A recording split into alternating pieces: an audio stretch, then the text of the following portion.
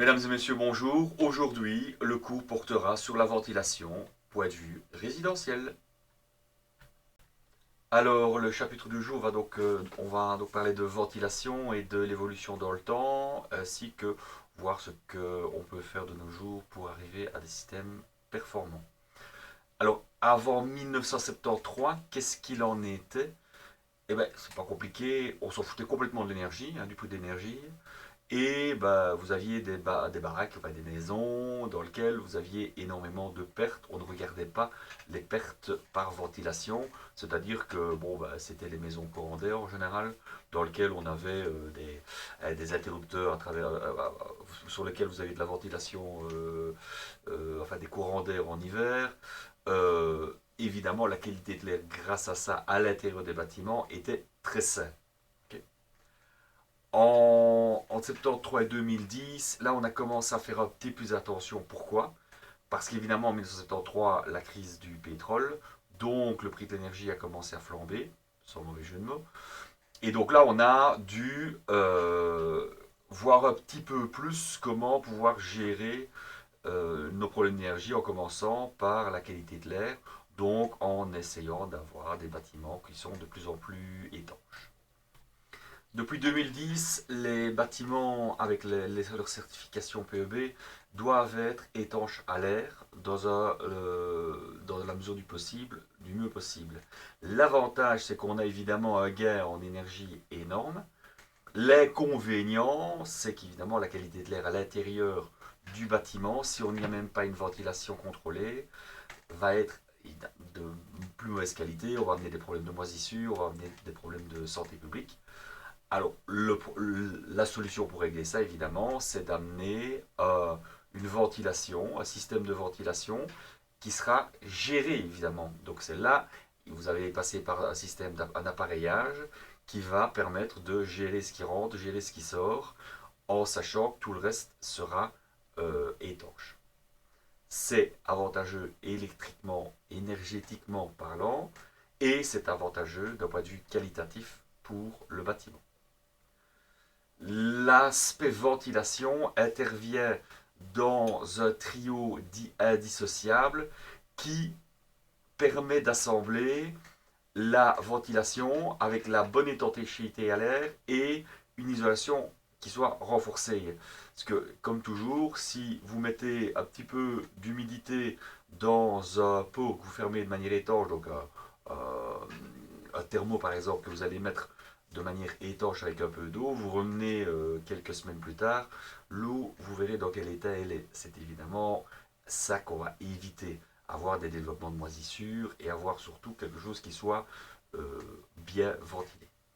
L'avantage de ce trio, c'est que vous avez des liens toujours entre le fait que si vous renforcez correctement votre isolation et que vous ventilez correctement, ben, le confort thermique n'en sera que meilleur. Mais l'étanchéité à l'air, si vous n'en tenez pas compte, ben, vous allez avoir un déséquilibre dans le système.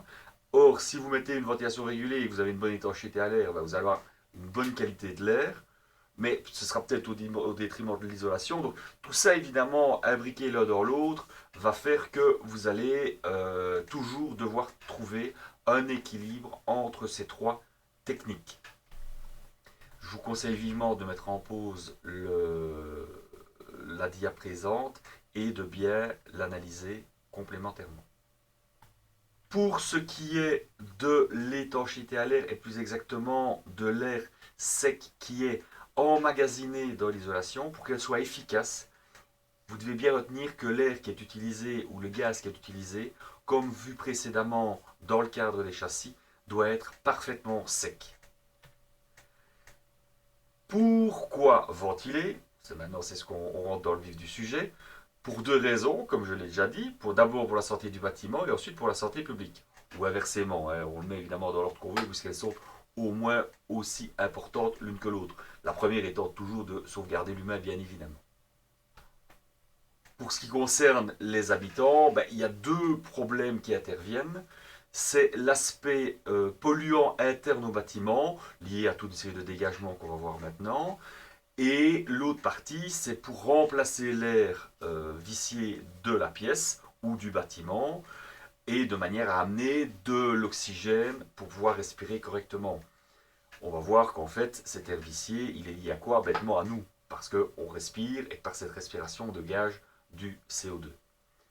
L'autre partie, c'est la santé du bâtiment. Ben, on évite, en ventilant correctement, on évite des problèmes de condensation et donc de moisissure. Et donc la petite photo que vous avez devant les yeux, avec du vert un peu partout, c'est pas une couleur passée, c'est pas une peinture qui a été choisie de manière aléatoire par un peintre. Non, c'est clairement de la moisissure ce qui est représenté. Donc évidemment quelque chose qui est néfaste pour le bâtiment et puis forcément après pour l'humain. Alors, rien que par le fait d'occuper le bâtiment, ben, l'humain évidemment, ici on a un exemple dans une classe qui est un exemple beaucoup plus frappant puisque vous avez un certain nombre d'humains par unité de volume et qu'on l'on compare dans le petit schéma que vous avez ici, l'occupation du bâtiment sans avoir une rénovation de l'air forcée, donc il y a une ventilation naturelle et pas une ventilation forcée par un appareil. Dans le deuxième cas, on est dans des conditions où on renouvelle l'air de manière normale. On va voir les chiffres après. Les polluants principaux, ben, c'est quoi? C'est les odeurs. Donc effectivement, vous ne vous lavez pas 2 jours, vous verrez ce que c'est une odeur. Vous avez les odeurs de cuisine, de toilette, les ordures, etc.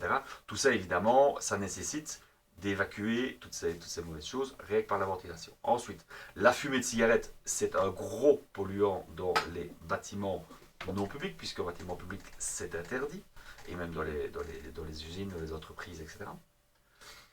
Les évacuations d'humidité que vous dégagez, parce qu'il faut savoir que rien que par la transpiration ou par l'activité, vous relâchez en permanence de l'eau, donc qui est quand même de l'ordre de 50 grammes heure. Ça peut monter jusqu'à 1 kg suivant les activités que vous faites. Et alors le dernier, bah, c'est le CO2 qu'on doit éviter, et comme on a vu pour la meilleure respiration, là qu'est-ce qu'on fait? On doit le renouveler et on doit donner l'équivalent de 15 à 20 litres, 15 à 20 litres d'heure par personne dans un bâtiment. Okay.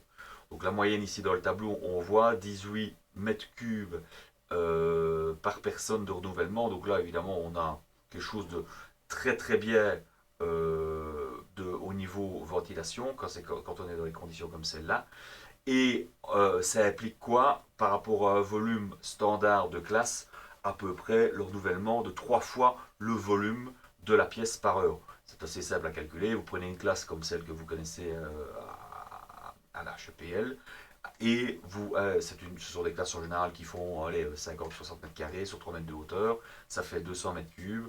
Ça fait à peu près par heure, il faut amener 600 mètres cubes dans une classe comme celle-là, si elle est remplie par vous et par certains de vos congénères. Bon. On voit que dans le cadre d'une ventilation naturelle, on est plutôt à 0,2 fois, donc à 20% du volume. Ça, évidemment, c'est dans les classes à 0,2 à 0,4, c'est dans les classes qui ne sont pas étanches. Il va de soi que dans les bâtiments dans lesquels on a remplacé les châssis, etc., on a beaucoup plus de difficultés à avoir ce taux de renouvellement d'air. Euh, donc retenez ce chiffre, 1100 ppm, enfin 1000 ppm, c'est quoi? C'est la valeur maximale que l'on doit avoir dans une classe ou dans un bâtiment avant de commencer à avoir des petits problèmes de santé. Ici, le petit exemple, c'est la petite demoiselle qui a sans doute trop mangé de frites à midi et qui, dans sa digestion, en plus d'avoir un taux de CO2 dans la classe trop élevé, ben, a tendance à faire la grosse sieste. Ce chiffre de 1000 ppm est le maximum. Il faut savoir que pour de l'air extérieur, on a de l'ordre de 350 à 400 ppm de CO2 en moyenne. Donc, ce qui veut dire que si on donnait cours à l'extérieur, on n'aurait jamais aucun problème de ventilation. Alors, l'autre partie qui n'est pas liée non pas à vos apports personnels, mais aux apports externes, à savoir par exemple ceux du bâtiment, quels sont-ils? On parle de CO ici, ce sera quoi le CO? Ben, ce sera les dégagements éventuels des appareils du style chaudière, Bulex et autres, qui ne seraient pas étanches et qui auraient une mauvaise combustion. Ça, c'est le pire des polluants que l'on puisse avoir. chaque année, il y a des gens qui décèdent, même en Belgique, à cause d'appareils non entretenus correctement et qui font ce qu'on appelle charbonner et qui fabriquent donc du CO et qui vont clairement tuent l'occupant avec un taux excessivement faible dans l'atmosphère. Alors les formaldéhydes, bah, c'est ce qui se dégage des panneaux de bois, donc les meubles en MDF, les OSB, etc. Dégagent des formaldéhydes qui ne sont pas, qui sont assez délétères pour la santé publique. Et le dernier, c'est les COV. Alors les COV, qu'est-ce que c'est? C'est composants organiques volatiles. Ce sont des composants qui sont d'origine soit naturelle, soit synthétique. On en compte plus de 300 dans les bâtiments actuels. Alors évidemment, suivant leur origine et suivant leur gamme, bah, ils peuvent être soit irritants, agressifs, ils peuvent être nocifs, et ce, à des niveaux différents en fonction du COV dont on parle évidemment. Ils sont, quoi qu'il arrive, toujours composés de carbone et d'autres éléments tels que l'hydrogène ou l'oxygène. Donc ce sont des composants organiques. Pour ceux qui ont fait un peu de chimie organique, vous savez que c'est toujours avec la chimie du carbone. Vous les trouvez notamment dans les peintures, vous les trouvez dans tous les éléments plastiques. Ce sont naturellement des éléments qui s'échappent des appareils que vous rencontrez dans votre pièce. Alors, vous rencontrez également dans les COV bah, tout ce qui est fumée de cigarette, les vapeurs d'essence, les produits ménagers, le biocarburant, enfin tout ce qui est forcément bio a un dégagement de COV. Vous trouvez principalement dans les noms chimiques que vous rencontrez, c'est acétone, les esters, les alcools et les éthers glycols. Tout ça, ce sont des composés que vous ne sauriez pas éviter. Ils sont présents par l'activité humaine dont il faut s'amuser. Il faut s'amuser, oui. Dans notre cours, on s'amuse, mais d'un point de vue professionnel, il faut les éliminer. Hein, en tant que professionnel du bâtiment, vous devez les éliminer absolument afin de protéger les occupants. Alors, il y a également d'autres types de polluants, comme les pollens. Bon, en plein mois de mai, vous savez ce que ça veut dire pour ceux qui souffrent du rhume des foins. Les particules fines et les gaz polluants. Ben, les gaz polluants, hein, CO2 et les déchets notamment des combustions de l'essence. Les fameuses particules fines, qu'est-ce que c'est? Ce sont des particules de moins d'un quart de micron de diamètre. Vous les trouvez principalement dans les résidus de combustion de véhicules. Hein, on en parle beaucoup pour les véhicules diesel, malheureusement. Ils ont très mauvaise presse, ils ont eu bonne presse pendant toute une série pendant longtemps par leur rendement. Le problème, c'est que le combustible étant beaucoup moins raffiné que l'essence, eh bien, vous avez énormément de dégagement de matériaux type microparticules. Ce sont des particules qui sont tellement fines qu'elles rentrent dans l'organisme et qu'elles passent même à travers les parois de votre organisme, hein, donc même à travers la peau, on considère on peut les absorber. Ils sont, par expérience, on montre quand même qu'ils ont tendance à être assez cancérogènes et faire développer chez des personnes des maladies respiratoires. Alors, évidemment, l'implication d'avoir une ventilation qui ne soit pas efficace, hein, d'avoir une mauvaise ventilation, ben, elles peuvent être légères, mais elles peuvent être très importantes. Comme je vous ai expliqué, ça peut aller quand même jusqu'au cancer avec les microparticules. C'est vraiment aller très très loin. La première des choses, évidemment, c'est les yeux rouges, hein, les irritations du nez, le fait d'avoir le nez peut-être un peu sec. Enfin bon, ça, c'est l'effet zéro, je vais dire, à niveau zéro. Puis alors, de là peuvent découler également des problèmes d'allergie, voire éventuellement problèmes de nausée. Alors, le jour où effectivement vous avez un gros mal de tête, que vous ne savez pas pourquoi, que vous n'avez pas gadaillé, et que vous êtes dans une pièce où il y a un appareil qui charbonne, donc un boiler ou une chaudière atmosphérique ou que sais-je, vous avez intérêt à réagir très vite parce que ça veut peut-être dire que vous êtes intoxiqué au CO. C'est quelque chose d'ailleurs qui est obligatoire maintenant, c'est de mettre des détecteurs dans les pièces dans lesquelles se trouvent ces éléments de combustion. Alors, il y a les effets sur la santé, ça évidemment c'est les effets les plus graves. Le deuxième effet qui est un peu plus incommodant, plus qu'autre chose, c'est les problèmes du confort. Donc, autrement dit, un WC qui serait mal ventilé et papa ou maman est allé faire un gros caca et ça se sent un peu fort. Ou les problèmes liés si la ventilation est peut-être trop importante parce que la maison est surventilée par une vétusté ou que sais-je, par un châssis qui serait voilé, les problèmes de courant d'air. Et évidemment, là, c'est au niveau de la qualité des châssis, où vous pourriez avoir des problèmes de condensation dans les pièces où il y a des vitres ou des miroirs. Et le dernier, on l'a vu, c'est le problème de moisissure, qui est le problème le plus rencontré dans le cadre d'une ventilation inadéquate d'un bâtiment. Et c'est souvent là, dans le cadre d'une sous-ventilation, que vous allez avoir des problèmes de moisissure. Plus les problèmes liés à l'humidité, donc peinture, corrosion, diminution de la qualité de l'isolant. Oui, on a vu que les isolants type laine, par exemple, avaient des problèmes dès le moment où ils étaient humides. Alors, comment est-ce qu'on peut améliorer ça? La première des choses, c'est le choix des matériaux isolants. Comme je vous ai dit, ceux qui, par exemple, ont une certaine stabilité à l'humidité.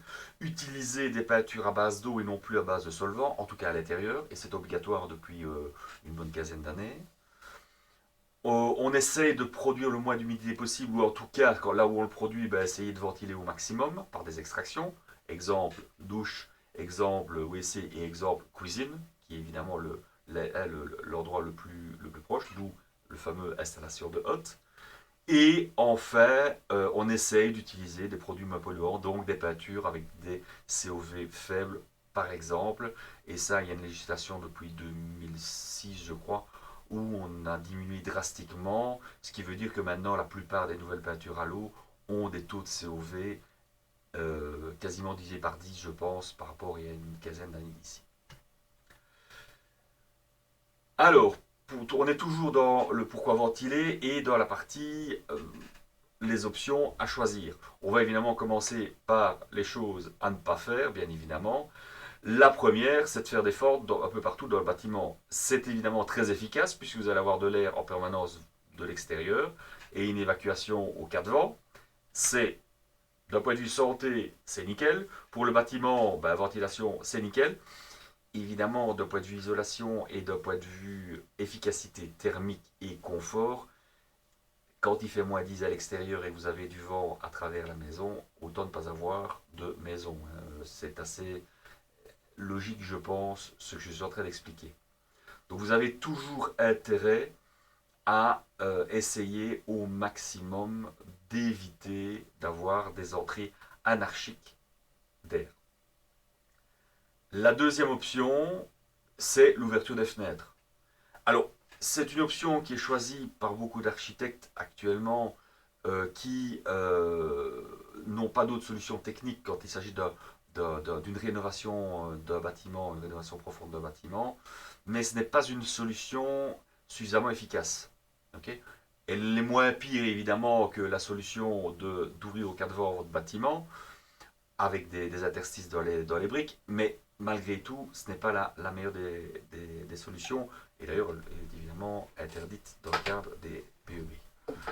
Donc là, on doit faire quoi? Quand vous avez un bâtiment qui a des ouvertures de fenêtres plutôt que des grilles de ventilation, là, ça veut dire que c'est l'occupant qui doit l'utiliser. Donc il ne doit pas oublier tous les jours matin d'ouvrir sa grille, sa fenêtre un quart d'heure, le soir ouvrir sa fenêtre un quart d'heure. Le problème, c'est que vous allez avoir pas mal de pertes liées au fait que vous allez amener trop d'air froid ou trop d'air chaud d'un seul coup, donc vous allez peut-être faire varier la température de la pièce ventilée de manière trop importante. En hiver, évidemment, ça veut dire une chute de température, donc un à-coup qui devrait être donné par votre chaudière. D'un point de vue confort, ça amène des courants d'air, mais il y a aussi un problème de santé, parce que les courants d'air, comme vous savez, en hiver, C'est comme ça qu'on attrape le Covid. Alors, les problèmes de bruit, ben, ça, évidemment, rien de tel qu'un bon châssis triple vitrage pour ne pas entendre les bruits de la route quand vous habitez trop près de la route. Et alors, évidemment, les problèmes d'insectes, même s'il y a une solution toute simple, c'est de mettre des moustiquaires. C'est la solution ultime pour ce genre de choses. Malgré tout, voilà, ce n'est pas la solution optimum. Et alors, dernière chose, évidemment, si vous laissez votre fenêtre ouverte au cas dehors, vous allez avoir des risques d'intrusion de personnes mal intentionnées. Alors, pour le CO2, ben, qu'est-ce qui va se passer? C'est qu'en fait, si vous ne faites pas si vous faites une ventilation de type ouverture de fenêtre, ben, qu'est-ce qui va se passer? Vous allez avoir peut-être des pics de CO2 au moment où la fenêtre n'est pas ouverte, dans les locaux qui sont étanches et trop étanches à l'air. C'est évidemment très très mauvais aussi. Comme on a vu, le seuil des 1000 ne doit pas être franchi. Ben, si vous avez une pièce fort occupée et que vous n'ouvrez la fenêtre qu'un quart d'heure par jour, ben, vous allez peut-être avoir des pics voilà, tous les instants. Ici, on voit une ouverture de quelques minutes à 10 heures du matin, quelques minutes, enfin peut-être une heure entre midi et une heure. Et tout ça fait que ben, on n'arrive jamais à avoir un niveau de CO2 optimum pour le niveau de vie. Alors ça, c'est la solution évidemment qui est proposée actuellement pour les problèmes Covid, mais les purificateurs d'air dans le cadre d'un bâtiment d'habitation est évidemment à déconseiller pour les bâtiments en rénovation profonde, donc avec une PEB, parce que, comme toujours, ce sont des appareils efficaces, assurément. Hein, la filtration et la stérilisation fonctionnent impeccablement bien. Mais le problème, c'est que ça reste des appareils actifs et qui ne sont pas toujours efficaces. Vous ne savez pas savoir si l'appareil est efficace ou pas. Contrairement au système que vous mettez à la maison, vous avez des systèmes qui permettent de le vérifier assez bien. Et il y a l'autre gros problème, évidemment, c'est qu'on n'amène pas, on ne remplace pas le CO2 par de l'O2 avec ce type d'appareil. L'air vicié, il reste vicié. Ok. On ne fait simplement que enlever tout ce qui concerne les micro-organismes, tout ce qui concerne les problèmes éventuels d'humidité, puisqu'on peut à la limite humidifier l'air grâce à ce genre de choses. Ça bloque pas mal de polluants comme les bactéries, les virus, fumée de cigarette, moisissures, les odeurs. Ça, c'est vrai que c'est très efficace, mais le CO2, ça ne marche pas. Donc là, pour ça, il faut avoir un autre système plus efficace. On peut évidemment l'ajouter au système de ventilation traditionnel qu'on va voir plus tard, afin d'améliorer la qualité de l'air interne. Mais ce n'est pas ça qui va renouveler l'air, donc remplacer le CO2 par de l'oxygène. Alors, c'est bien beau de dire ce qu'il ne faut pas faire. Maintenant, on va un petit peu analyser ce qu'il faut faire. La première des choses, c'est comment ventiler. Alors, on ne peut pas avoir d'accumulation d'air dans un bâtiment. Par défaut, vous êtes dans un bâtiment, vous ne pouvez pas prendre votre bouteille, souffler dedans, vous essayez de souffler dedans, vous ne saurez jamais rentrer plus que, allez, une fois et demie le volume de l'air, et c'est déjà beaucoup, le volume de votre pièce. Si vous ne permettez pas à l'air que vous introduisez de s'évacuer de manière canalisée, on va dire. Donc, autrement dit, il n'y a pas d'alimentation sans évacuation, il n'y a pas d'évacuation sans alimentation. C'est la même chose. Si vous aspirez de l'air dans un élément étanche, comme une bouteille, vous allez sortir un petit peu d'air et puis après, ce sera terminé. Si votre système est étanche, si vous ne permettez pas à l'air de rentrer, ce sera la même chose. Donc là, il va y avoir un petit souci si vous ne faites pas ce qu'il faut. Donc, idéalement, qu'est-ce que ça va être? Ça va être de permettre à chaque local de manière indépendante d'être ventilé par un système efficace. C'est évidemment très rare. Dans le cadre des bâtiments industriels publics, ça peut se rencontrer. Chez le particulier, c'est excessivement rare. Mais ça se fait. Et c'est évidemment la solution nec plus ultra. Le problème, c'est qu'évidemment, techniquement, c'est un peu complexe, parce qu'il faut amener un réseau de tuyauterie dans la pièce et un réseau d'évacuation qui part de chaque pièce. Okay, Ça, c'est une première chose. Alors, qu'est-ce qu'on fait en général? On essaye de simplifier le système, c'est ce qu'on appelle le schéma résidentiel. Donc là, on est bien dans le cadre, non pas de bureau ou de l'administration ou du secteur tertiaire. Ici, on parle bien du résidentiel.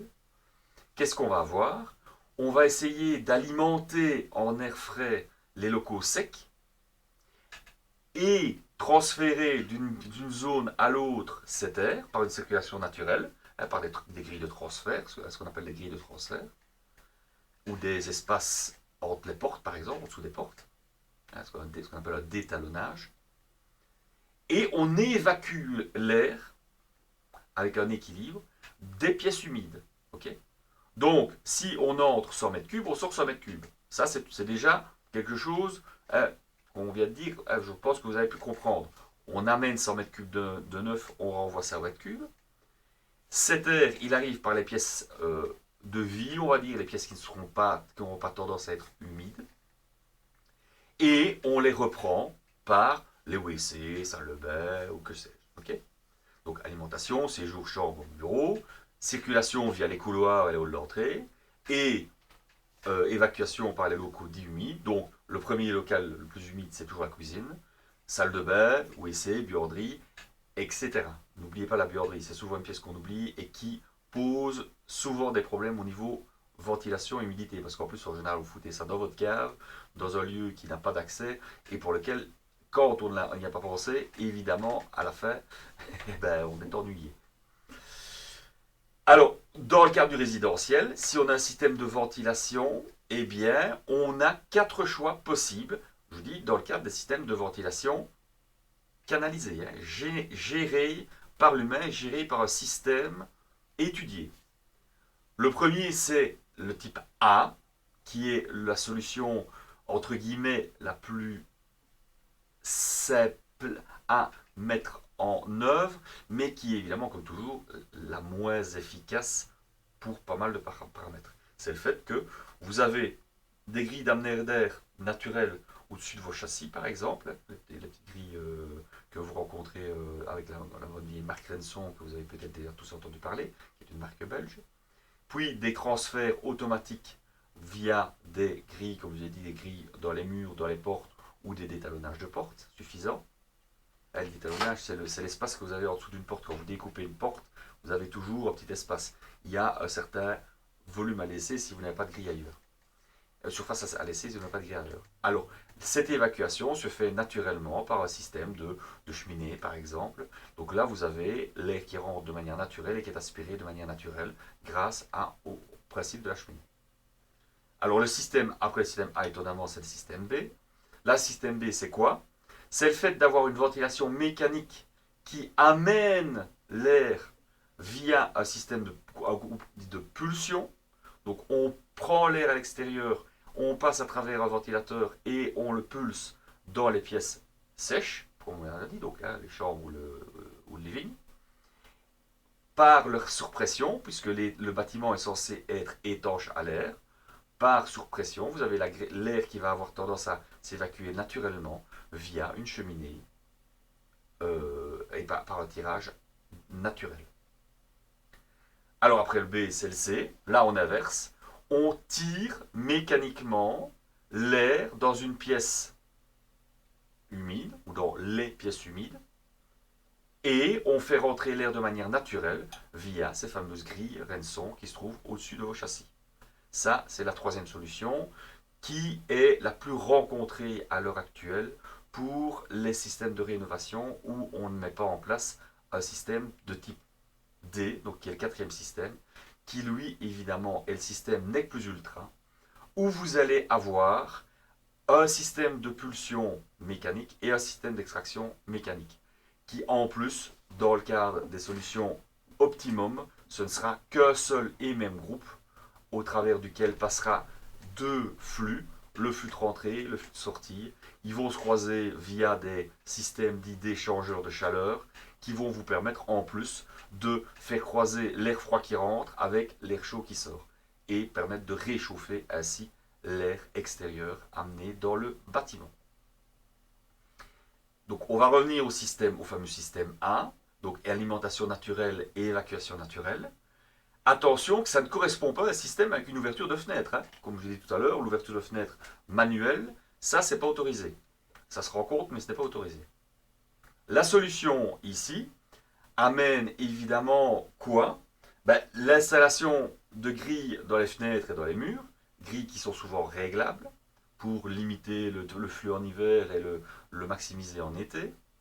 Même si, idéalement, ce serait pas mal qu'elles soient fixes, parce que limiter veut dire que la plupart des utilisateurs qui ont ce genre de choses, quand ils ont de l'air froid qui leur tombe sur la nuque, parce qu'ils ont mis leur sofa juste à la verticale de la fenêtre, eh bien, ils sont très incommodés, donc ils ferment la grille. C'est évidemment la plus mauvaise des solutions que l'on puisse faire en tant qu'utilisateur. Ensuite, qu'est-ce qu'on fait? On met des grilles de transfert dans les portes, dans les murs, en dessous des portes, comme j'ai dit, à les d'étalonnage. Et on a alors des transferts, des pièces de vie, via les couloirs, vers les buanderies, vers les WC et vers la cuisine. Vous allez ensuite évacuer l'air de manière naturelle via des cheminées et par convection, cet air sera tiré à l'extérieur du bâtiment. Alors, évidemment, comme toujours, grille d'avantages, grille d'inconvénients. Avantage principal, c'est que ça coûte rien. Okay, quelques grilles dans vos châssis quand vous faites remplacer vos châssis et une ou deux cheminées de tirage naturel. Au niveau consommation électrique, bulle, c'est naturel. Il n'y a rien du tout. Au niveau entretien, à part vérifier et nettoyer les grilles de transfert de temps en temps, vérifier les grilles d'entrée, enlever éventuellement les mouches qui seront mises dans les moustiquaires, vous n'aurez pas grand-chose. Et l'autre avantage, c'est que vous pouvez régler grille par grille pour équilibrer vos systèmes. Par exemple, amener moins d'air dans votre pièce de vie parce que ça vous gêne en hiver, et peut-être en amener plus pour équilibrer les systèmes dans votre bureau que vous utilisez moins souvent. L'inconvénient, c'est que vous n'avez aucun contrôle des débits, et ça, c'est très délétère pour la qualité du système. Parce qu'il suffit d'avoir un peu plus de vent, un peu moins de vent, avoir la maison qui est peut-être un peu mal située. Enfin, ça peut. Voilà, il n'y a pas de contrôle. Donc, advienne que pourra. Quoi. La partie verticale, donc les cheminées, demande de faire des cheminées en toiture. Donc, on perce l'isolant. C'est pas très esthétique et c'est pas efficace énergétiquement parlant. L'inconvénient, l'avantage qui était le réglage grille par grille, ça va être un inconvénient également, puisque ce réglage est manuel et que donc l'utilisateur va faire quoi? Il va fermer la grille quand ça le gêne et va évidemment ne plus avoir une qualité d'air suffisante dans son bâtiment. Alors les deux autres inconvénients qui sont plus mineurs, c'est qu'on n'a pas de filtration de l'air extérieur, enfin de l'air qui rentre dans le bâtiment. C'est un demi-mal quand on habite à la campagne, quand on est à la ville, c'est un peu plus gênant évidemment. Et l'inconvénient majeur évidemment c'est le bruit. Quoi. Les grilles ouvertes aux quatre vents, si vous habitez à front de rue, vous entendrez toutes les voitures qui passent évidemment à cause de ça. Ça c'est évidemment la solution la plus simple, la moins chère, mais elle a des inconvénients. Système B, qu'est-ce que c'est? Là comme on a vu, alimentation mécanique, évacuation naturelle. Donc, la ventilation forcée, donc le moteur, se trouve donc à la pulsion, il se trouve ici, et c'est un ventilateur qui envoie dans les pièces à vivre via des conduits d'air. Le transfert, comme on a vu tout à l'heure, se fait par les grilles, et l'évacuation se fait de manière naturelle. Bon. Ça, c'est le système à éviter, réellement. Pourquoi? Principalement pour les inconvénients qu'on va rencontrer. Et je vais parler d'abord des inconvénients. Le premier petit inconvénient, mais ça vous ne saurez pas y couper, quelle que soit la solution, à moins de prendre le système A, ce sera une consommation électrique. L'entretien régulier des filtres, puisque vous allez avoir des filtres extérieurs, ça fait partie de la technicité des bâtiments actuels. Mais le problème principal, c'est évidemment que l'on va faire rentrer de l'air dont on ne gère pas l'humidité dans les parois du système. Donc, ce qui veut dire que pour un bâtiment qui va être en surpression, qu'est-ce qui va se passer? Vous allez avoir de l'air qui va rentrer.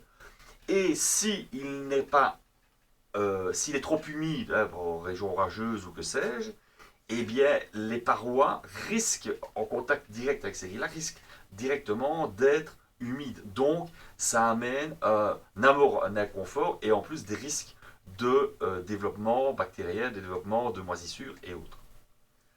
Alors, l'étanchéité à l'air, évidemment, dans ce cas-là, doit être très élevée pour avoir un système qui, naturellement, tire votre air à l'extérieur, parce que sinon, ben, ce sera de manière anarchique que votre air va sortir et vous n'aurez peut-être pas une amenée d'air suffisante dans les pièces par transfert. Les conduits verticaux et hauteur de débouché, ben, le problème c'est que vous allez avoir, comme j'ai dit tout à l'heure, des cheminées, donc c'est la même chose. Et vous n'avez toujours pas de contrôle sur les débits que vous allez sortir, puisque l'étanchéité n'étant jamais parfaite, ben, vous allez avoir des choses tout à fait anarchiques, qui pourraient être anarchiques. Hein. Bon, dans la majorité des cas, elle le sera si elle a été bien faite.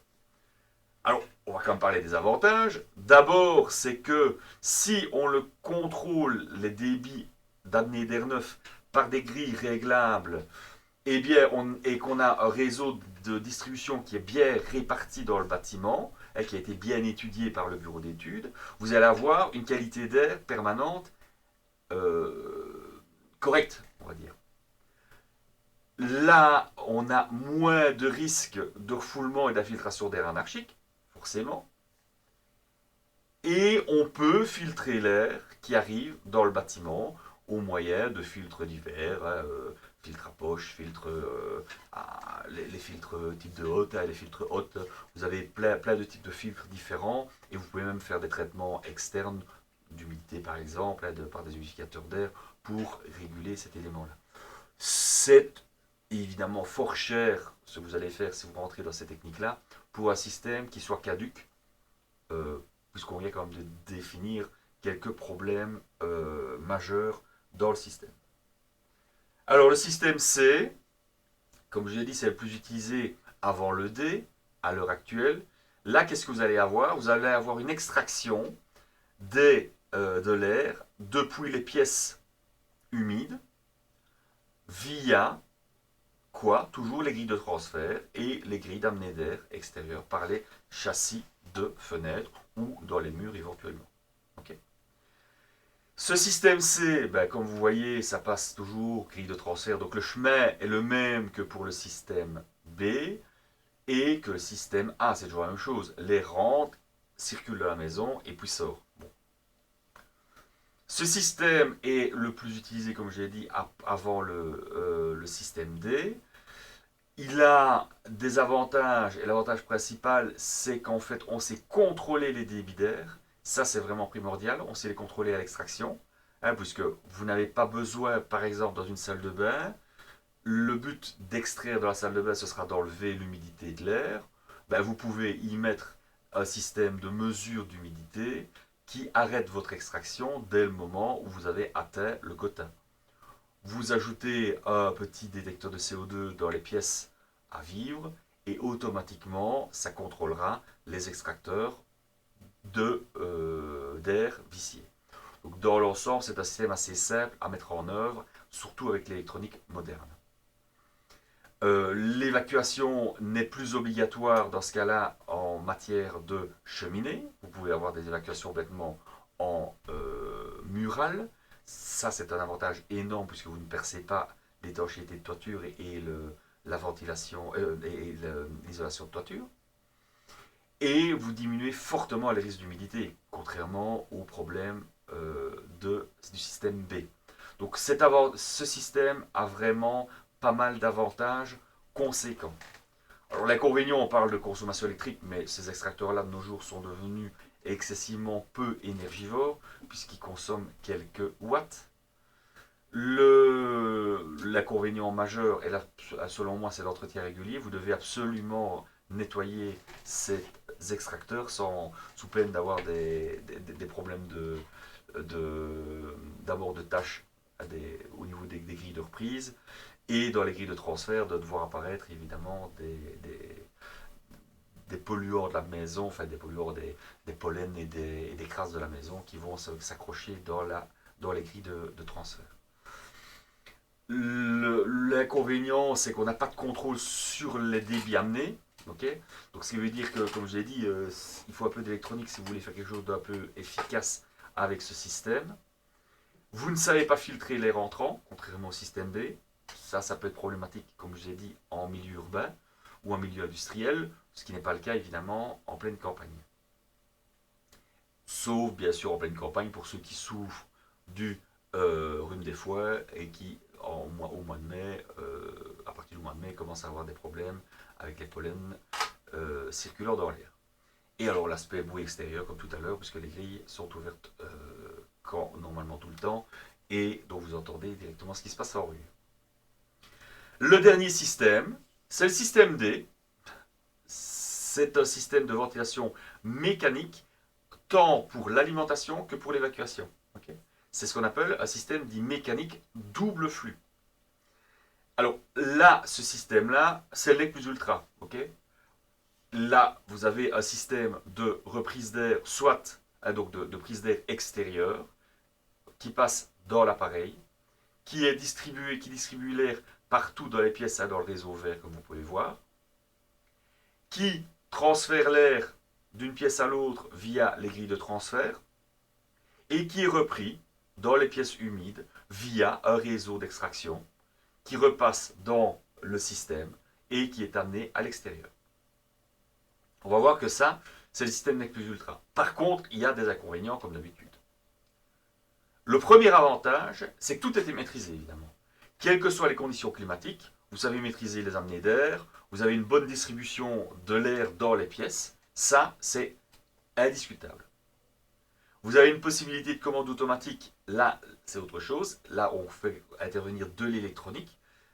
Ça justifie évidemment le fait d'avoir un surcoût dans l'utilisation du système. Ça permet donc de pouvoir le brancher à certaines heures, peut-être par d'autres. Pendant les heures de bureau, on ventile comme ça, on n'est peut-être pas incommodé, et on ventile un peu moins pendant la nuit pour éviter les problèmes de bruit, parce que ces appareils-là, évidemment, font quand même, malgré tout, un peu de bruit, même si les installations modernes, si elles sont bien étudiées, il n'y a plus ce problème-là, ou beaucoup moins. Vous avez, et là, c'est la solution ultime, évidemment, la possibilité de mettre ce qu'on appelle un échangeur de chaleur, j'en ai déjà parlé. Donc c'est quoi? C'est un système qui permet de croiser les flux d'air. Évidemment, ils se croisent à travers des systèmes de filtres, et il n'y a pas, l'air vicié ne se mélange pas à l'air neuf.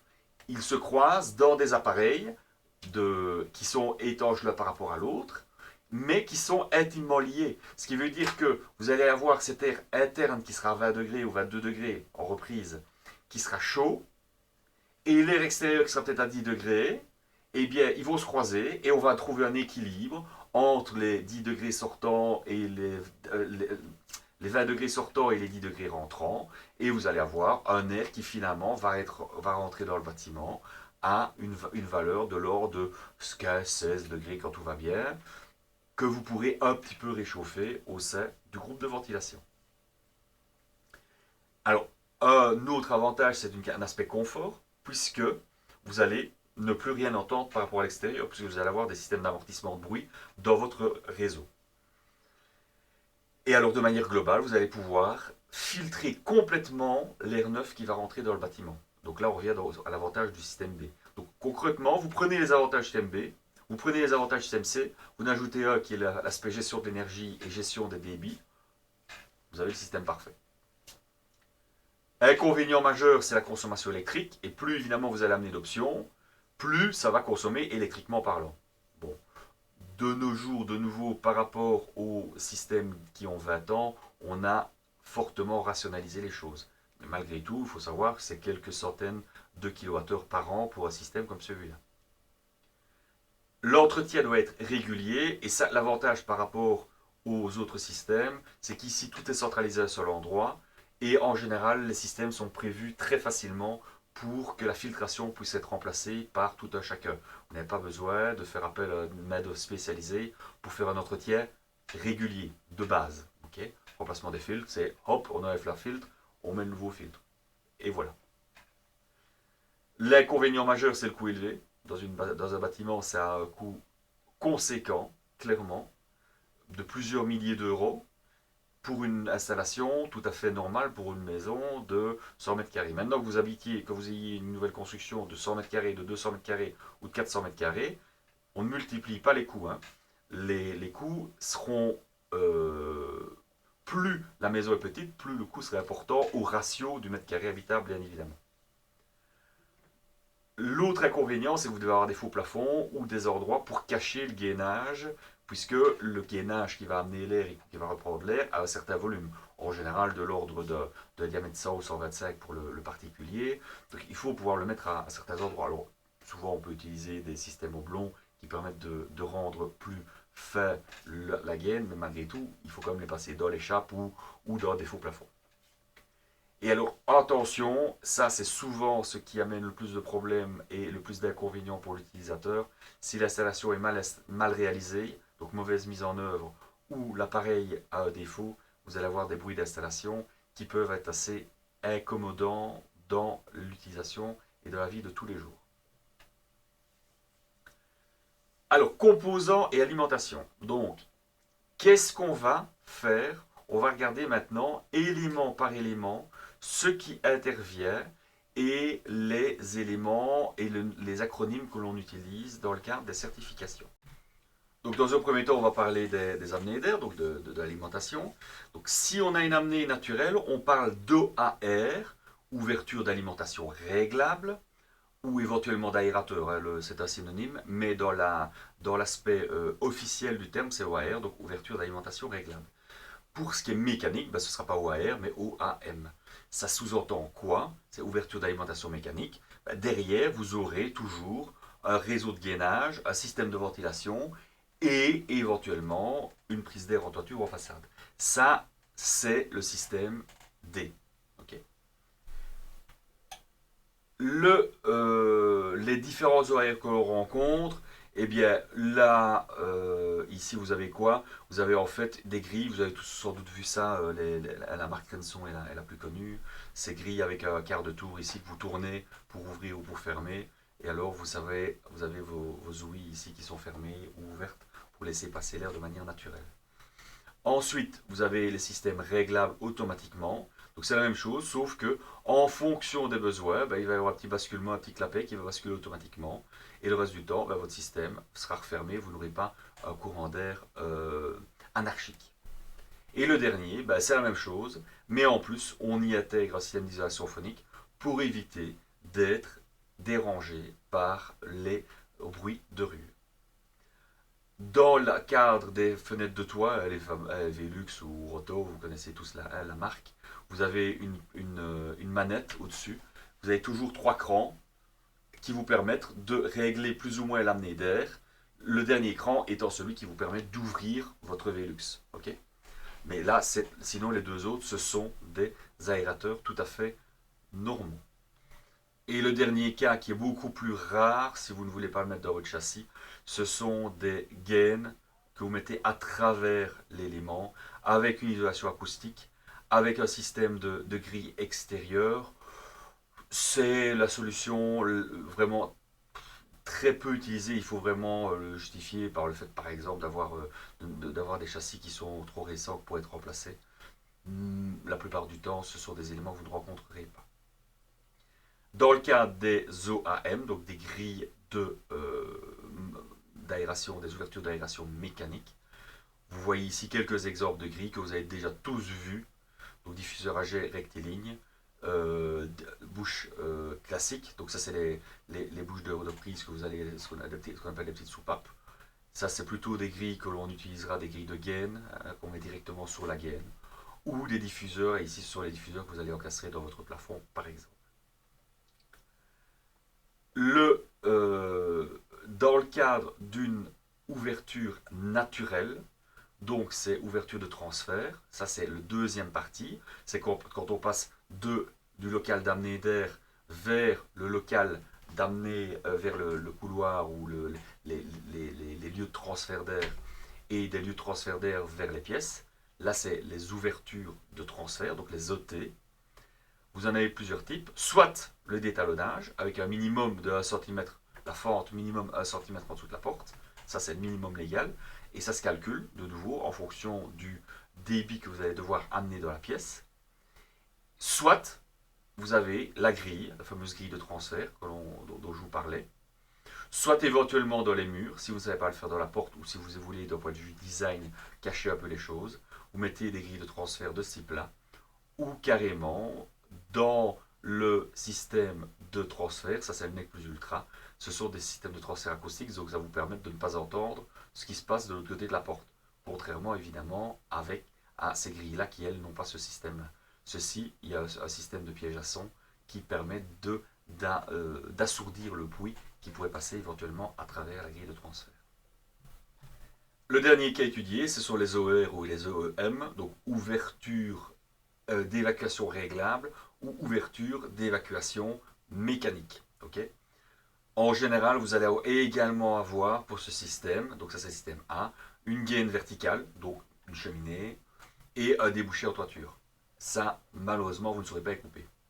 L'autre cas, c'est le système dit C ou D, où vous allez avoir quoi? Une ouverture d'évacuation mécanique, et ça sous-entendra d'avoir des gaines qui amènent l'air dans le groupe de ventilation, et qui débouchera à ce moment-là en toiture ou en façade. Ce qui a comme avantage évidemment de ne pas percer, comme je l'ai dit, l'étanchéité et l'isolant de toiture. Des exemples, vous avez ici par exemple des éléments d'évacuation d'air directement dans les blocs. Ce sont des grilles que vous pouvez voir en extérieur qui vous permettent d'évacuer et qui ont un certain design, qui peuvent être en inox ou en plastique. Ou alors des affreuses grilles de ce type-là, jaune par exemple. Là, évidemment, c'est une question de choix architectural. Alors, les débouchés en toiture, là, vous en avez déjà tous vu. Ça ressemble un peu à la cheminée, sauf que ça n'en sont pas. Ce sera un système, en fait, avec ce qu'on appelle la technologie Tiratrek.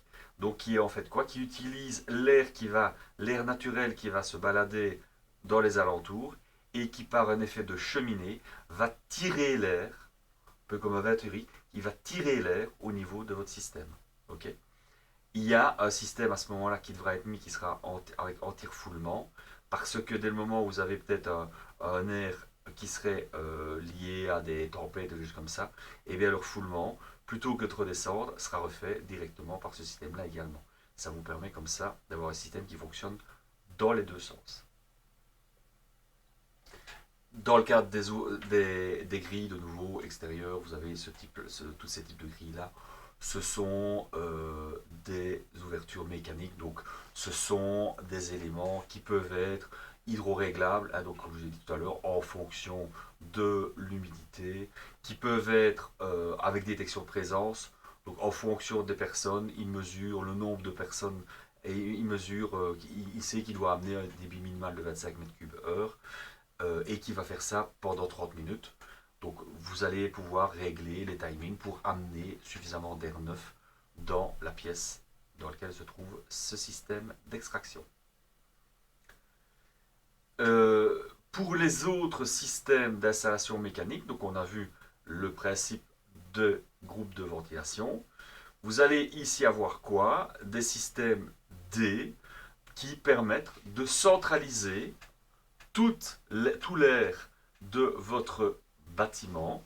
Ici, évidemment, on parle uniquement de système d'extraction simple. Donc, autrement dit, là, c'est on amène de l'air, on amène de l'air, on amène de l'air via tout un réseau de gainage et on refoule directement à l'extérieur. Ici, on dit que système pour 6 locaux, ici, système 6 locaux, avec des sondes. Ici, vous avez la possibilité en plus de mettre des sondes de CO2. Donc, l'air qui va être pris, on va vérifier en permanence son niveau de CO2 et son niveau d'humidité, par exemple. Et en fonction du niveau d'humidité, on va ouvrir ou fermer plus fort ou moins fort le clapet, en fonction justement des besoins dans le local que l'on reprend. Ici, on symbolise également, c'est quoi? C'est une toile d'extraction, donc c'est un moteur qui tourne et qui extrait l'air via un réseau de cheminées. Ça, ce sont des extracteurs de façade que vous avez déjà tous vus, je pense, qui vous permettent d'extraire directement l'air dans la pièce humide. L'autre système de moteur, c'est le système double flux, où vous allez avoir à ce moment-là un réseau d'amenée d'air extérieur, un réseau d'évacuation d'air vers l'extérieur et un réseau d'amener d'air dans le bâtiment et un réseau de reprise d'air dans le bâtiment. Tout ça, donc vous allez toujours avoir 4 entrées sur ce système-là. Ici, on vous montre l'intérieur. Donc c'est un groupe, si je ne m'abuse, un groupe Lemens. Vous allez avoir un flux d'air qui va passer ici à travers l'échangeur à plaques et l'air dans l'autre sens qui va passer à travers l'échangeur à plaques et qui va ainsi réchauffer l'air froid, va réchauffer l'air chaud. Ce qui est valable évidemment en été, en hiver est valable en été. Donc ce qui veut dire que ce type d'élément pourrait être utilisé en été pour maintenir l'air frais. Donc si vous avez un bâtiment avec une bonne inertie thermique, si l'air est maintenu à une vingtaine de degrés ou 25 degrés tout l'été, eh bien il va peut-être avoir une entrée d'air à 30 degrés et vous permettra ainsi de croiser les flux. On a même une fonction complémentaire qui permet d'améliorer encore le système avec la récupération de chaleur. On va en parler. Donc, comment est-ce que ça fonctionne? Vous avez toujours un système de filtre pour la reprise et pour l'évacuation, les réseaux de ventilateurs pour le système, et donc l'air, qu'est-ce qu'il fait? L'air extérieur rentre, il est froid, il va donner quoi? Il va rentrer dans l'élément et va être pulsé dans le bâtiment. L'air du bâtiment, lui, va être par équilibre, puisque comme on a vu, il doit y avoir un équilibre d'air vu l'étanchéité du bâtiment. L'air est repris, il passe à travers un filtre qu'il faut entretenir également, puisque c'est l'air vicié, ce sera tous les pollens, toutes les crasses qui se trouveront dans votre bâtiment, et sera extrait en passant à travers l'échangeur thermique, comme ceci. Et, comme j'ai dit, ce sont des croisements virtuels. C'est un enchevêtrement de plaques toutes fines avec un jeu de passage d'air, donc des chicanes, qui permettent de croiser. Donc, entre deux plaques, vous aurez peut-être de l'air rentrant, les deux plaques suivantes de l'air sortant, les deux plaques suivantes de l'air rentrant, les deux plaques suivantes de l'air sortant, etc. Et ce, sous toute la largeur de l'élément, donc il peut avoir peut-être 100 ou 150 plaques différentes qui séparent bien l'air, mais qui va, l'air extérieur et intérieur vont donc se croiser thermiquement parlant et récupérer cette chaleur. Ou, comme je l'ai dit, ce frais.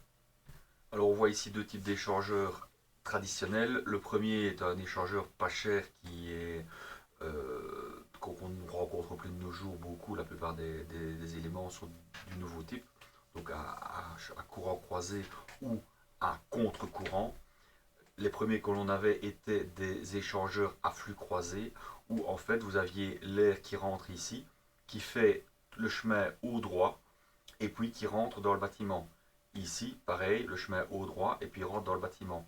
Il va de soi que vous n'avez à ce moment-là qu'au niveau distance d'air, juste cette distance-là. Ceux à contre-courant, eux, en fait, quand on rentre dans le flux, ok, eh bien on rentre et puis alors on fait toute la longueur du losange et puis on sort. Pareil pour l'autre. Donc ce qui veut dire qu'on a une longueur de croisement de flux qui est beaucoup plus importante, ce qui permet d'avoir des rendements qui passent pour les anciens modèles pas chers de 50 à 70%. Et là, on peut arriver jusqu'à 90% de rendement au niveau de ces systèmes d'échange. Alors, quand les échangeurs sont suffisamment froids, donc quand les surfaces sont suffisamment froides, qu'est-ce qui va se passer?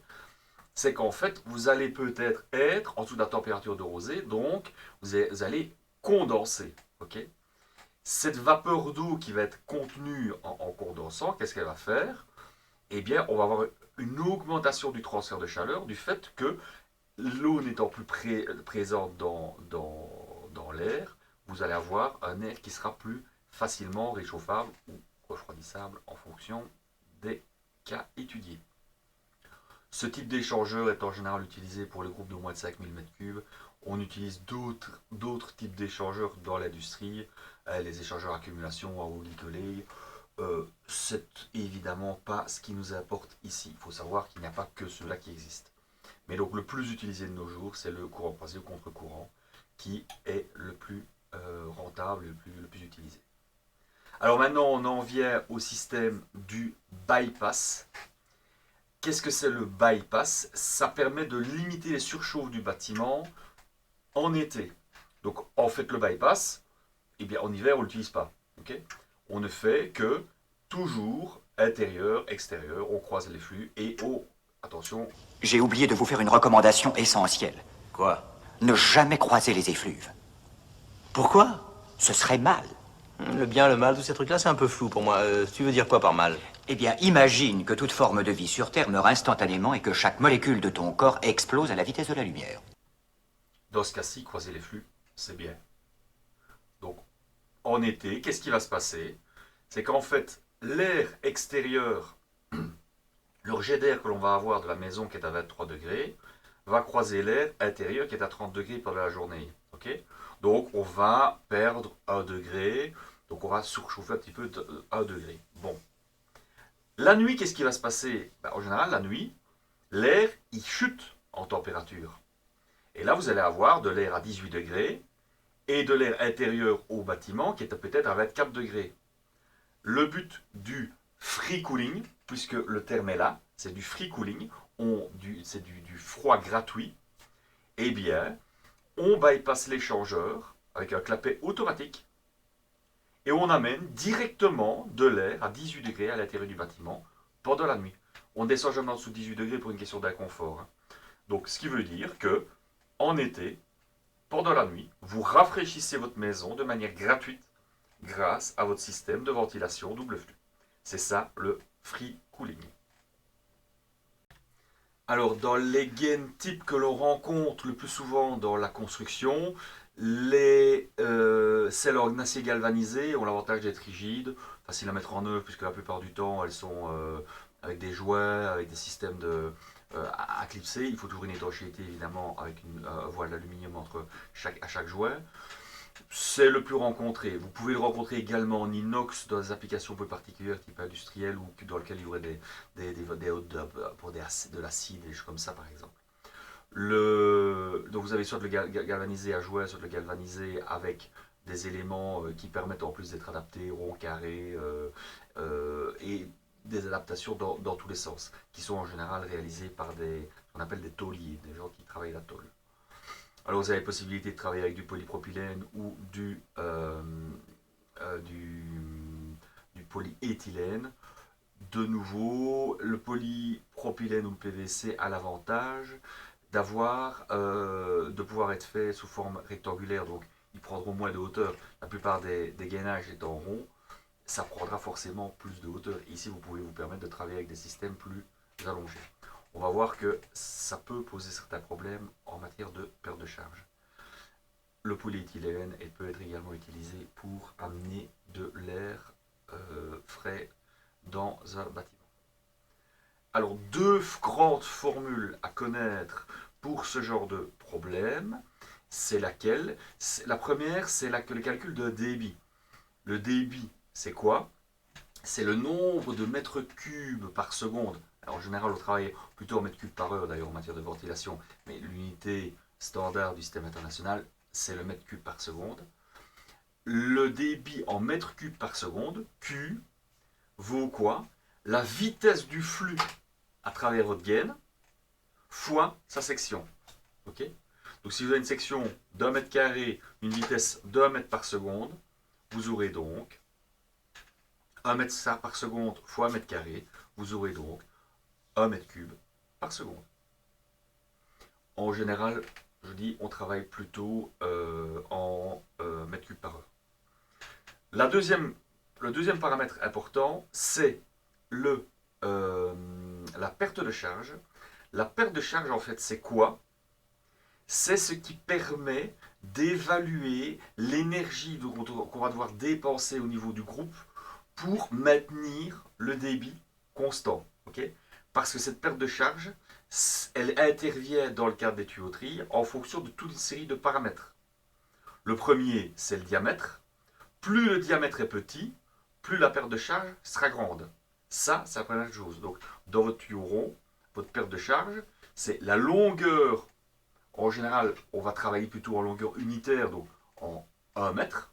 Donc, sur une longueur de 1 mètre, Suivant le diamètre, suivant vous allez travailler en 100, en 125, en 200, en 250, vous allez avoir une paire de charges par mètre qui sera divisée par le diamètre correspondant.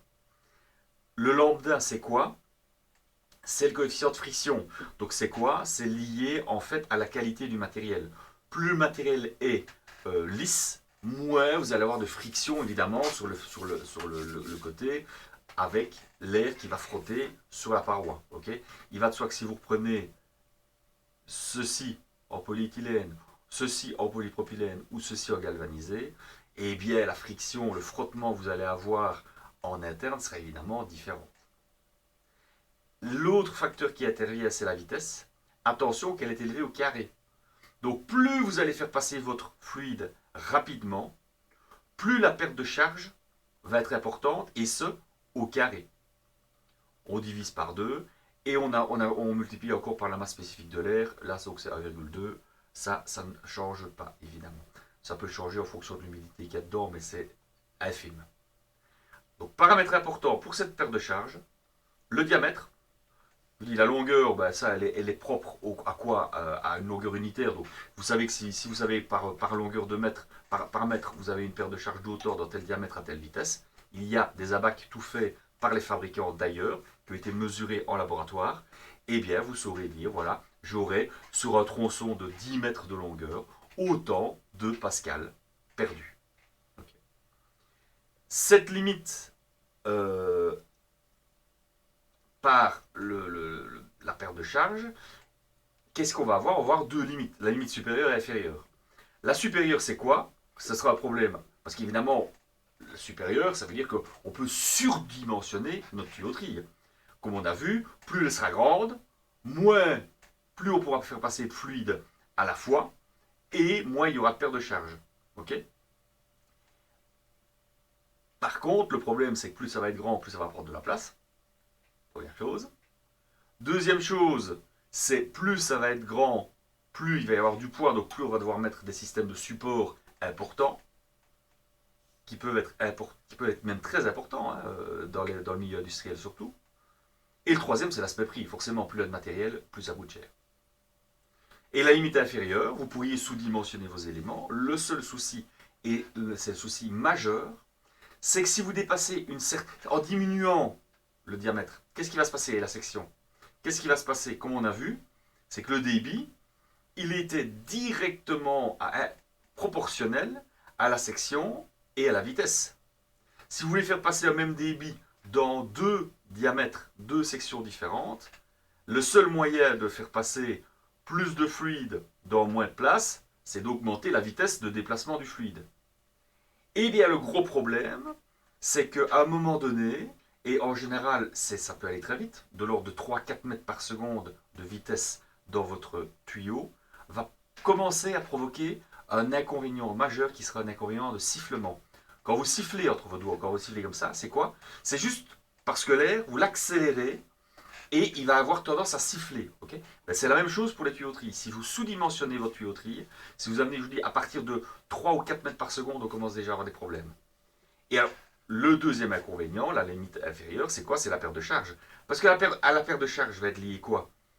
Le groupe de ventilation qui, lui, va vous donner une certaine pression, quelques centaines de pascal. En général, les groupes de ventilation, c'est quelques centaines de pascal. Ça peut vite chuter et vous pourriez ne plus avoir de débit à ce moment-là qui arrive à votre bouche parce que vous avez eu trop de perte de charge dans votre installation.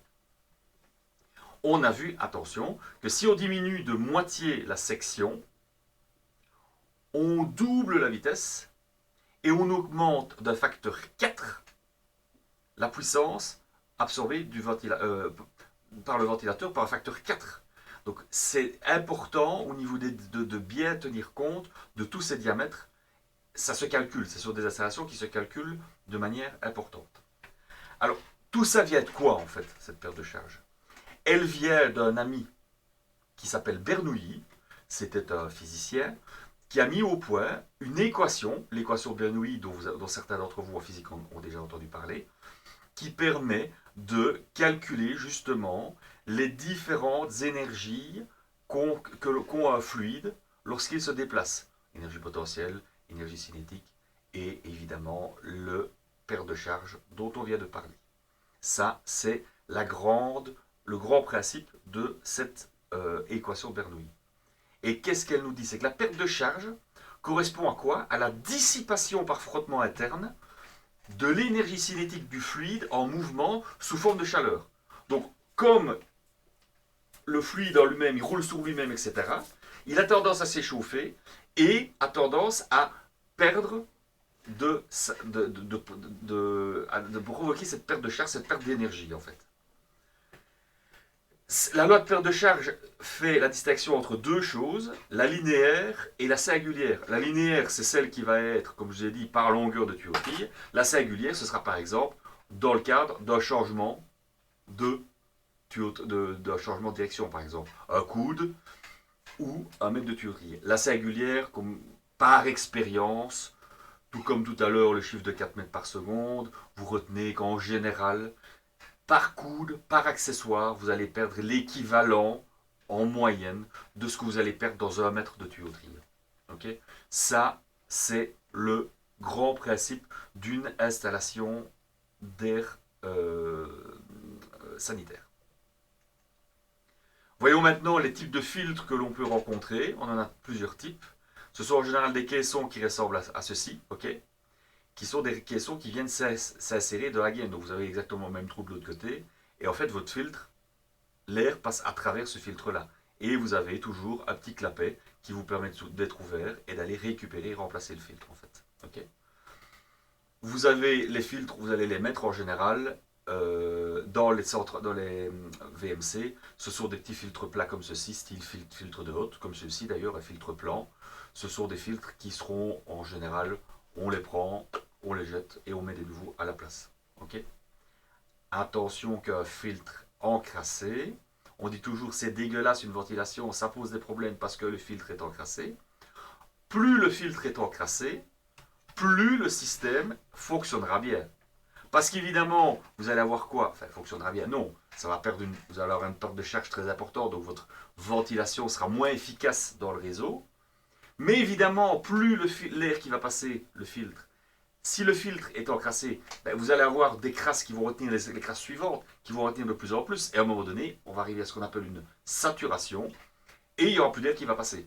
Donc plus un filtre est encrassé, meilleur il est au niveau filtration. Évidemment, il faut toujours trouver le bon compromis entre filtre encrassé et laisser passer l'air. Donc plus il va être performant, plus il aura tendance à s'encrasser, plus il faudra le changer fréquemment. Ça ne me paraît pas idiot. Alors vous avez le filtre type G, donc ce sont les filtres plans. Les types F, ce sont les filtres à poche. Donc ça c'est quoi? Ce sont des filtres, si vous voulez, qui sont, si on les déplie, ils feraient une surface beaucoup plus grande que ceci. Et ils sont simplement repliés sur lui-même, pour augmenter la surface à travers laquelle l'air va pouvoir passer, en fait. Ça vous permet comme ça d'avoir un filtre qui pourra tenir plus longtemps dans le temps. Et alors, les filtres absolus, ça ce sont des super filtres qui vous permettent de retenir quasiment toutes les crasses qui passent, et même d'ailleurs les bactéries. Vous avez ici un détail des G, F et H, avec ce qu'ils peuvent faire en fait. Donc les éléments qu'on veut filtrer, ben, insectes, filtres textiles, les cheveux, les sables, les pollens, etc. On peut se permettre d'utiliser des filtres G. Et les G, on voit qu'on les utilise dans quel cas? Ben, soit dans le CACER, comme on a vu, simplement dans le groupe, ou en système de préfiltration, par exemple pour les prises d'air, ou éventuellement en antipollution. Les suivants, filtre à pollen, filtre à ciment, à particules salissantes, là on rentre dans les filtres F. On est à peu près dans la même gamme qu'ici, si ce n'est comme je vous l'ai dit, ils auront tendance à être beaucoup plus efficaces et tenir plus dans le temps, puisque la surface de filtration est beaucoup plus grande évidemment que pour les filtres plans. On peut monter dans les qualités et arriver à des éléments qui enlèvent même les fumées de tabac, les fumées d'oxyde métallique, donc tout ce qui est en industrie, on peut utiliser ça. Ça permet évidemment de réduire encore les problèmes sanitaires. Ils peuvent servir également de pré-filtre dans le matière, en matière hospitalière ou dans dans l'Oreca, alors à ce moment-là, ces filtres à poche sont remplis en plus avec charbon actif. Donc c'est du charbon dans lequel les mauvaises odeurs en plus vont être capturées. Un petit peu d'ailleurs comme dans les hôtes particulières maintenant, la plupart des hôtes intègrent directement ce type de filtre plutôt que d'avoir un rejet de cet air à l'extérieur. Et alors les fameux filtres absolus, vous pouvez monter jusqu'à H ou même U16. Là, on peut carrément tout supprimer, voire les particules radioactives. Vous imaginez le niveau de filtration avec lequel on peut arriver avec ce type d'appareillage industriel. Parce que dans le particulier, en général, on se limitera plutôt à du G ou éventuellement à du F. Okay. Les silencieux, c'est quoi? Ce sont des éléments, comme vous pouvez voir, votre gaine, elle fait cette taille-là normalement, et en fait, elle est agrandie à l'intérieur. On remplit avec ce qu'on appelle un acoustivant, un élément qui va capturer le son dans l'élément. Donc ce sont des mousses en général qui vont capturer le son, qui éviteront de transmettre des sons d'une pièce à l'autre ou de l'extérieur à l'intérieur du bâtiment. Silencieux rigide, silencieux droit. Donc ici, ça passe à travers le silencieux et les pièges à son se trouvent entre chaque ici.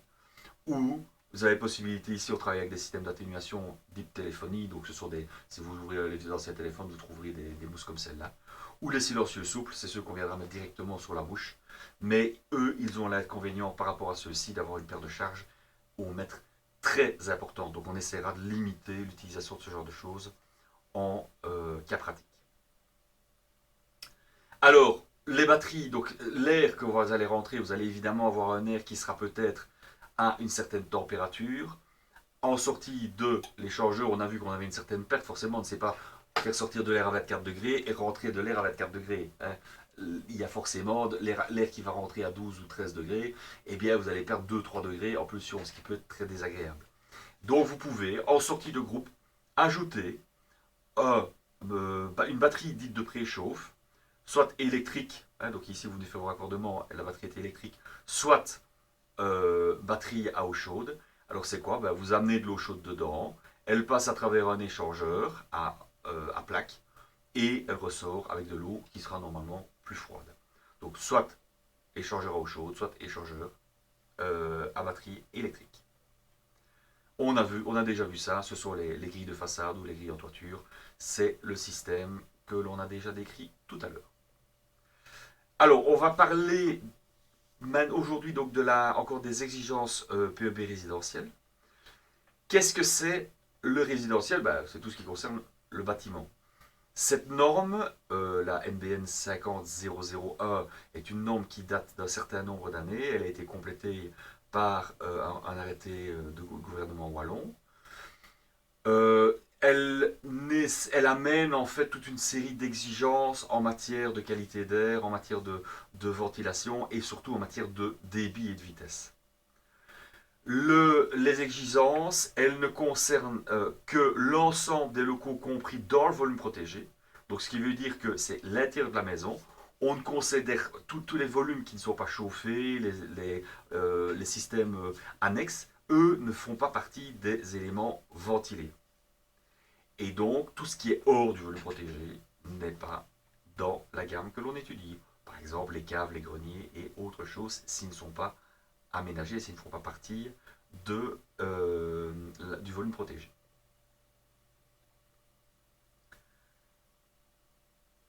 Alors, le système en lui-même, donc qu'est-ce qu'on a? La règle que l'on a, comme je l'ai dit, on travaille en général plutôt en mètres cubes par heure et non en litres par seconde ou en mètres cubes par seconde. Mètres cubes par seconde étant la valeur officielle du système international. En matière de ventilation, on travaillera toujours en mètres cubes par seconde. Et la règle générale de l'arrêté dont on a parlé et de la norme dont on a parlé, c'est un grand principe, c'est 3,6 fois la surface du local. Donc vous avez un local de 100 mètres carrés, un grand salon de 100 mètres carrés, vous devez y amener 3,6 fois 100 mètres carrés, donc 360 mètres cubes par heure. Ça, ce serait l'idéal. En sachant que vous allez devoir atteindre toujours un débit minimal, un débit suffisant pour lequel on peut limiter les choses. Donc le débit, on va pas aller maximal, mais on peut dire, voilà, si on sait que dans un salon, justement, on doit amener 360 mètres cubes, mais qu'on sait qu'il n'y a jamais que 3 ou 4 personnes prévues dans ce local-là, ben on pourra évidemment limiter ce débit dans le salon. Et enfin, les débits maximaux que l'on peut amener par alimentation naturelle. Il va de soi que quand c'est un débit, pour les types D, c'est facile. On doit mettre 360, on met 360 parce que le groupe y suivra. Par contre, par année naturelle, c'est plus compliqué, évidemment. Ok. Donc là, on va être limité aussi avec ce genre de choses.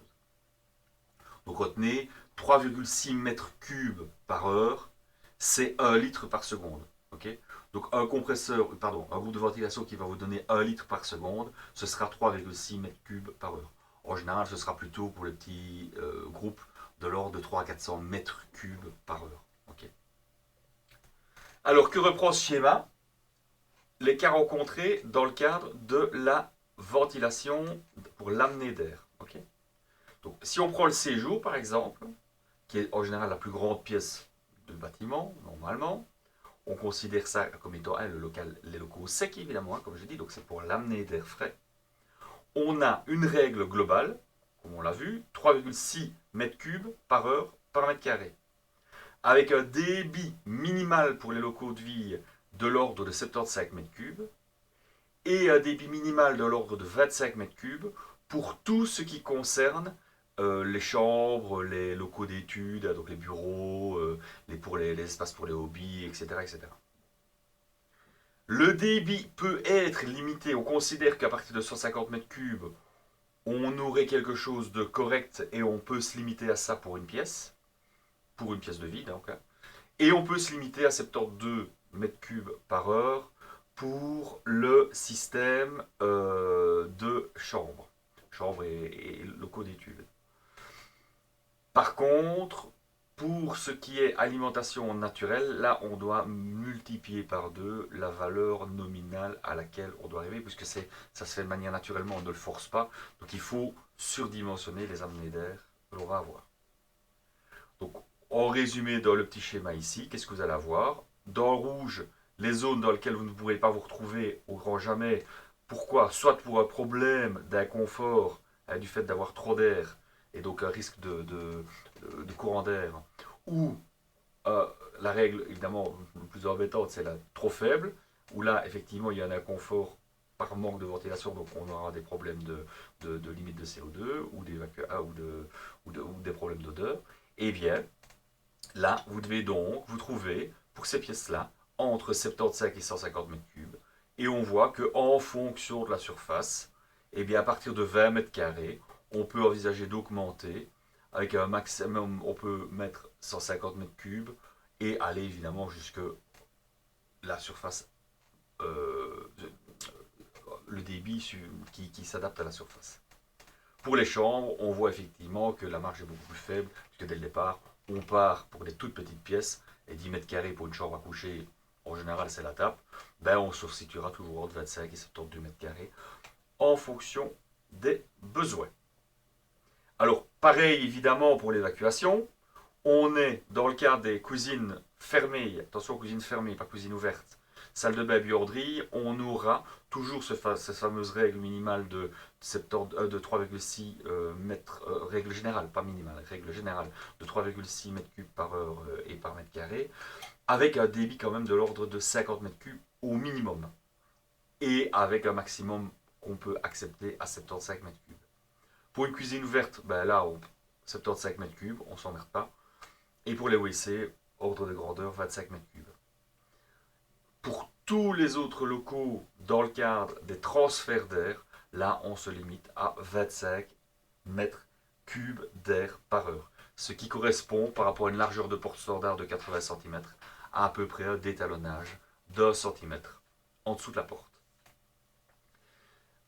Petite remarque intéressante ici, on nous dit que le débit peut être distribué sur plusieurs ouvertures. Ben oui, si vous avez un débit très important à faire passer et que vous avez une grille de 1 mètre carré et que ça va être affreux, vous pouvez mettre 3 grilles de 30 cm². Ce sera peut-être moins laid. Vous le répartissez sur le mur, ce sera peut-être moins laid, pour des raisons esthétiques. Ici se termine la vidéo sur la ventilation point de vue résidentiel. La prochaine fois, nous verrons l'équivalent, mais pour le domaine industriel. J'espère que la vidéo vous aura plu. N'oubliez pas, comme d'habitude, un petit mail éventuel. Voilà, passez une bonne journée.